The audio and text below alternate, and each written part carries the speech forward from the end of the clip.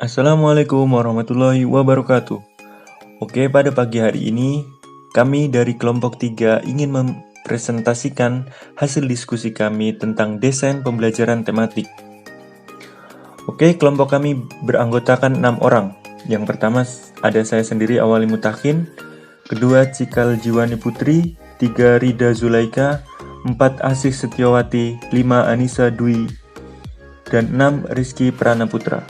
Oke, langsung saja yang pertama definisi pembelajaran tematik.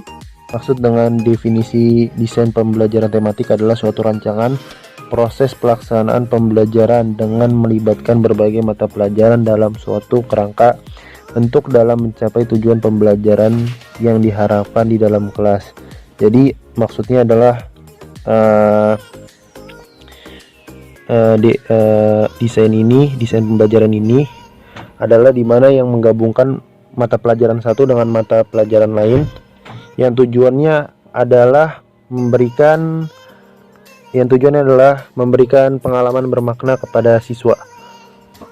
Dan juga pembelajaran ini dirancang berdasarkan tema-tema tertentu. Dalam pembahasan tema itu ditinjau dari berbagai mata pelajaran. Selanjutnya, ada prinsip dasar dalam mendesain pembelajaran tematik di kelas. Yang pertama, pembelajaran tematik memiliki satu tema yang aktual, dekat dengan dunia siswa, dan ada dalam kehidupan sehari-hari. Tema ini menjadi alat pemersatu materi yang beragam dari beberapa materi pelajaran.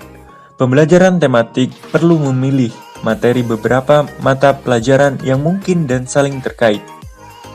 Yang kedua, materi-materi dalam pembelajaran tematik yang dipilih dapat mengungkapkan tema secara bermakna. Misalnya, ada materi pengayaan horizontal dalam bentuk contoh aplikasi yang tidak termuat dalam GPBB. Namun, penyajian materi pengayaan seperti ini perlu dibatasi dengan mengacu pada tujuan pembelajaran. Yang ketiga, pembelajaran tematik tidak boleh bertentangan dengan tujuan kurikulum yang berlaku. Tetapi sebaliknya, pembelajaran tematik harus mendukung pencapaian tujuan utuh kegiatan pembelajaran yang termuat dalam kurikulum. Materi pembelajaran yang dapat dipadukan dalam satu tema selalu mempertimbangkan karakteristik siswa seperti minat, kemampuan, kebutuhan, dan pengetahuan awal. Materi pelajaran yang dipadukan tidak perlu terlalu dipaksakan. Artinya, materi yang tidak mungkin dipadukan tidak usah dipadukan. Karakteristik desain pembelajaran tematik. Yang pertama, berpusat pada siswa.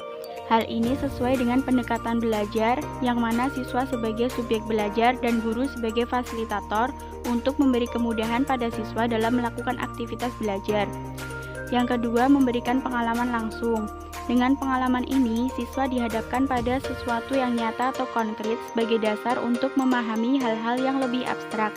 Yang ketiga, pemisahan mata pelajaran tidak begitu jelas. Dalam pembelajaran tematik, fokus pembelajaran diarahkan pada pembahasan tema-tema yang berkaitan dengan kehidupan siswa. Yang keempat, menyajikan konsep diri berbagai mata pelajaran.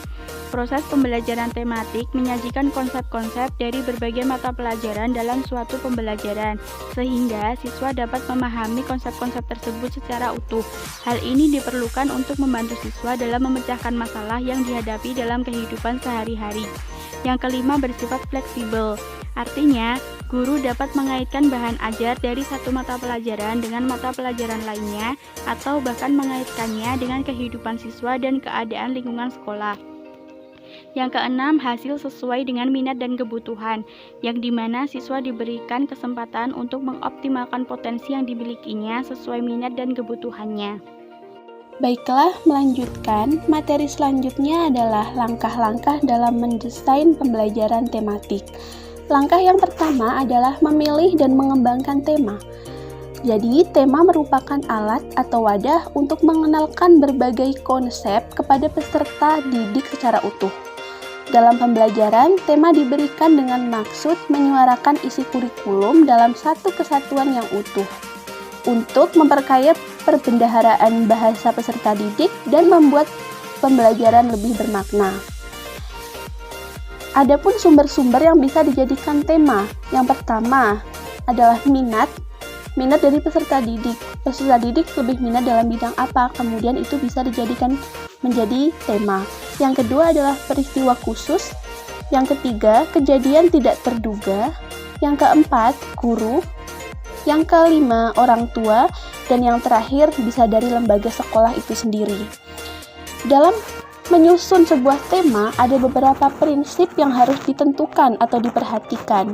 Prinsip pertama adalah kedekatan. Kedekatan artinya mulai dari tema-tema terdekat dengan peserta didik, kemudian tema-tema terjauh dengan peserta didik.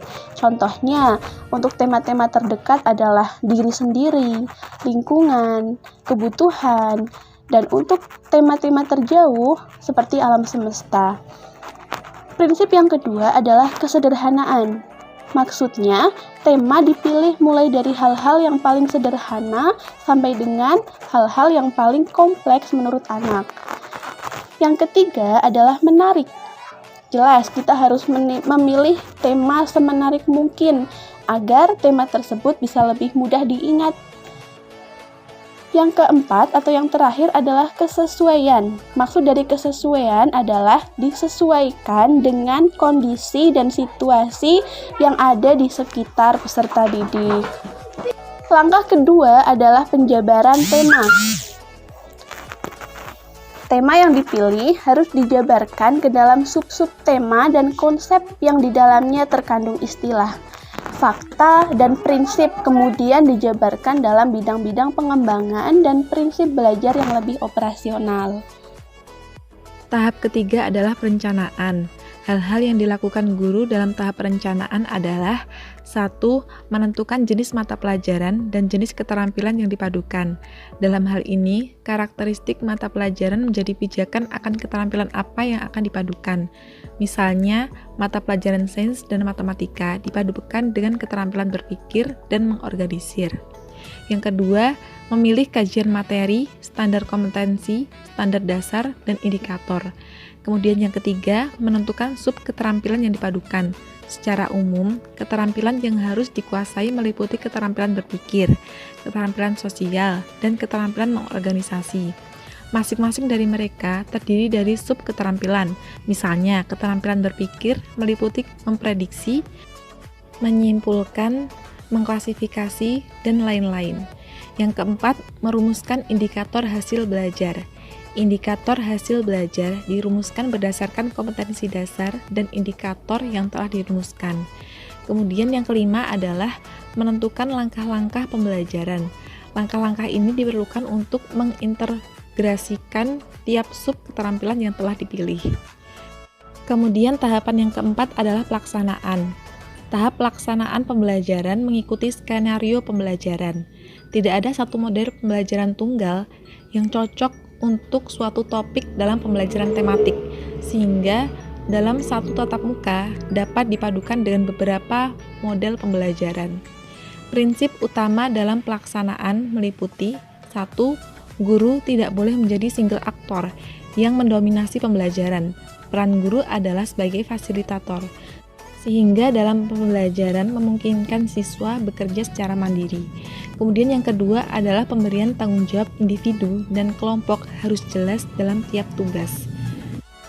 Selanjutnya yang terakhir adalah guru perlu akomodatif terhadap ide-ide yang terkadang sama sekali tidak terpikirkan dalam proses perencanaan Depdiknas. Langkah selanjutnya adalah penilaian. Penilaian dilakukan oleh guru terhadap proses dan hasil pembelajaran untuk mengukur tingkat pencapaian kompetensi siswa.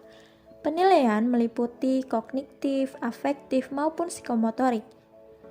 Digunakan sebagai bahan penyusunan laporan kemajuan hasil belajar dan memperbaiki proses pembelajaran. Di dalam penilaian bisa berupa bentuknya tes, observasi, maupun pemberian tugas.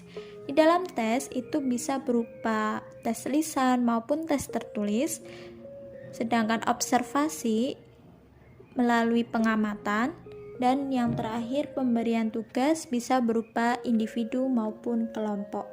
Oke, mungkin itu saja yang dapat kami sampaikan. Bila ada salah kata kami mohon maaf. Wassalamualaikum warahmatullahi wabarakatuh.